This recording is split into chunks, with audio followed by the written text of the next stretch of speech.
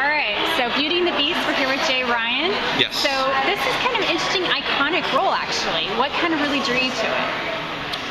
Well, it's funny, I wasn't going to do pilot season in LA this year because I was doing a Jane Campion miniseries and I really wanted to throw myself into that. And I also had half a shaved bald head, so I just thought, LA is not going to come and cast me in anything.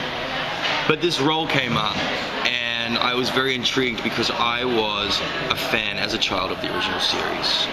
It was big in New Zealand where I grew up. So I wanted to see how they had modernized this take. So I read the pilot and I really loved it. I loved the work that the creators had done previously. But what intrigued me the most was the new take on the Beast, of his military experiment sort of background, and that he was the sort of survivor of this huge, crime to humanity. But also he had so much loss and darkness, which was really exciting to play with, all those elements. And I liked the fact that he wasn't the Beast constantly. So it was more about this demon inside of him, which sort of comes out against his will. So there was all these lovely elements to play with.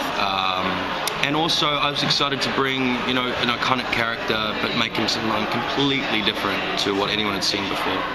And bring that into a modernized world. There seems to be actually an element of humor to the show, which is kind of unexpected for this kind of storyline. Is that something you kind of bring to the character, or is it actually written in there?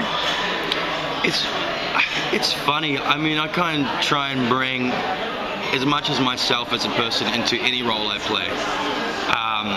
And I guess I'm kind of a bit of a joker at heart. So, because Vincent is such a dark character, and the Beast is even darker, you can't play that as a tone. It's one color, and it's very boring to watch. So there needs to be lightness in him somewhere against all this sort of crazy darkness. And I think when Vincent and Catherine meet, she gives him these little shafts of light, of hope, which is going to create a little bit of a lightness and hopefully some humor within it. Well, even his scenes with his friend JT, again, there's a bit more humor where Sure. I think we're expecting kind of the heavier scenes where they're going to go, oh, this is seriously bad, but it's not. They have a playfulness between them. Yeah, the backstory between JT and Vincent, which we want to really sort of discover as we go along, is they're basically like brothers. They're not blood, but they're the last of the family that they have, that these two guys have to hold on to each other. So there's going to be this huge kind of childlike, playfulness between them.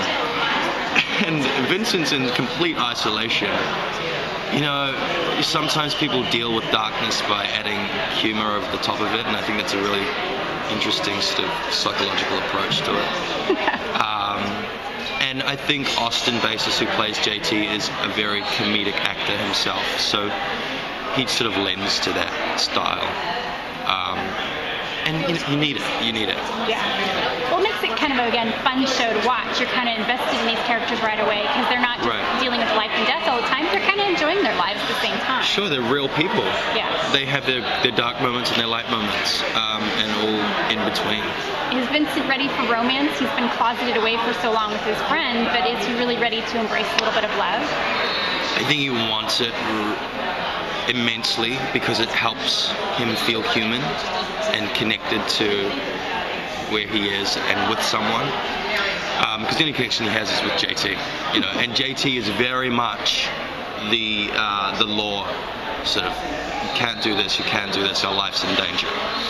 So yeah, he thinks he's ready for it, but I think he's too scared and ashamed of what he is to trust anybody else and give himself over at this point in time.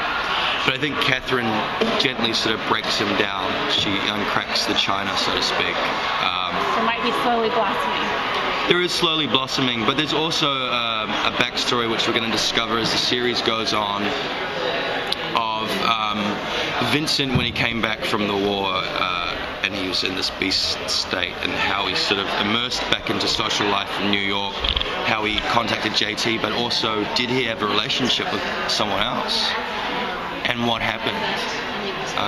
Did it go immensely wrong?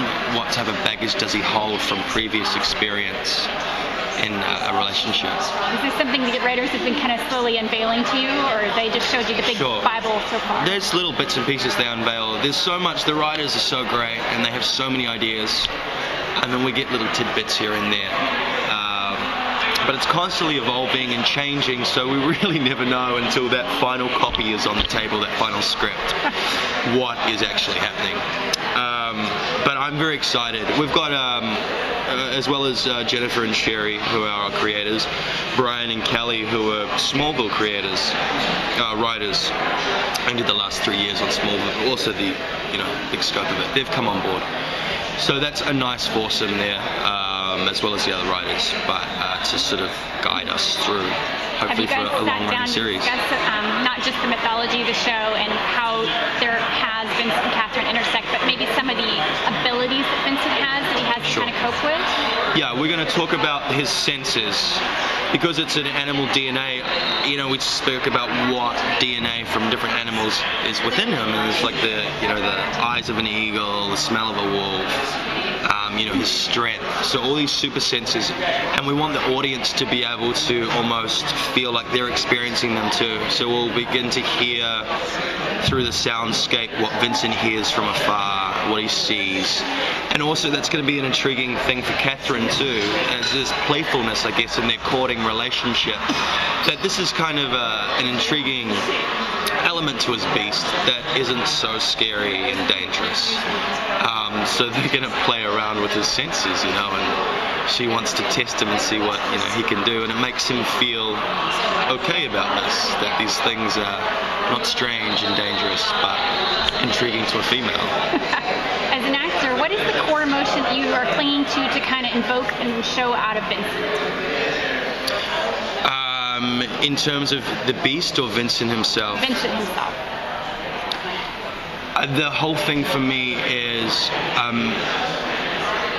a guy who's trying to regain his humanity in any way he can, and learn how to trust and all the sort of basic elements of us that we learn as children to be human and be emotionally available. So that side is what I'm playing with for Vincent. Yeah, does that answer your question? Yeah, it sounds like he's got a combination of curiosity and tenacity. He's been clinging to that humanity as much as possible, but he's got a curiosity about what he's become and how that's going to affect his life. Yeah, and I think the curiosity comes from Catherine, because he realizes that what he has can actually be for the good. This beast inside him can be used for more greater good than trying to suppress something. And showing that beast to someone, they may interpret it in a different light than this person that thinks what they have is bad. So it's an interesting theme, I guess, that's run through Beauty and the Beast. What is beast? What is beauty? And where does that lie in each of us as people? What do you think it is? I think it's many different things, and for everybody it's something completely different. And I love the fact that your beast, for me, could be quite beautiful and vice versa. But until you're open about it with someone or trust someone enough to show these elements, you'll never know. But that is where the romance comes into it, I think. To love someone to that great, in-depth Shakespearean kind of love, you have to go through these highs and these lows and these extremes and reveal your true self to someone to really, Has he fully accepted his inner beast at this point? No, he hasn't. And she will help him do that. And then there's that other thing of, if he loses his beast and he does find the cure, what is he then? What does he have to offer?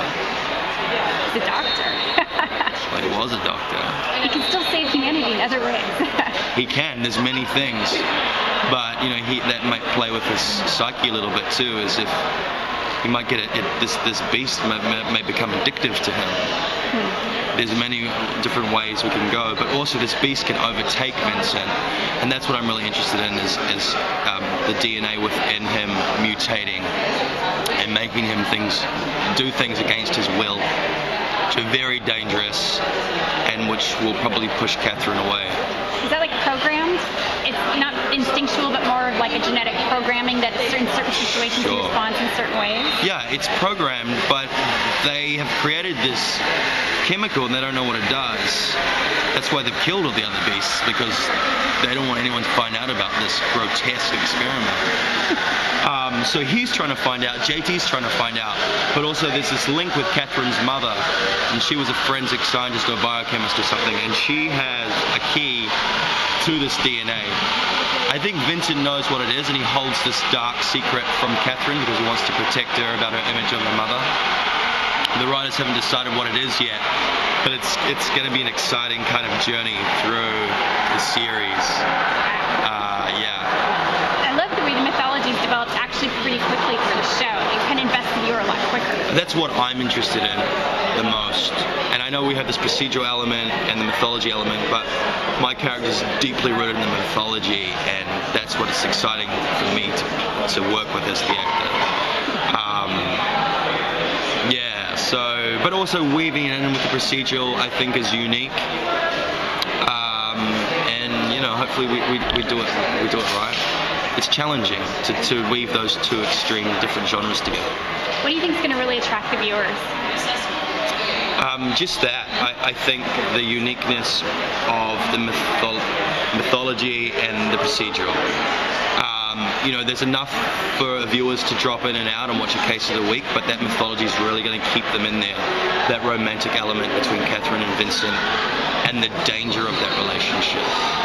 It's going to be first if they ever come together. Well, you know what? I mean, eventually they're going to have to come together, but there's going to be a lot of conflict along the way. But yeah, I mean, I'm excited to see how it plays out, so I'm hoping the viewers have the same response. Thank you for your time. Yeah, I know just as much as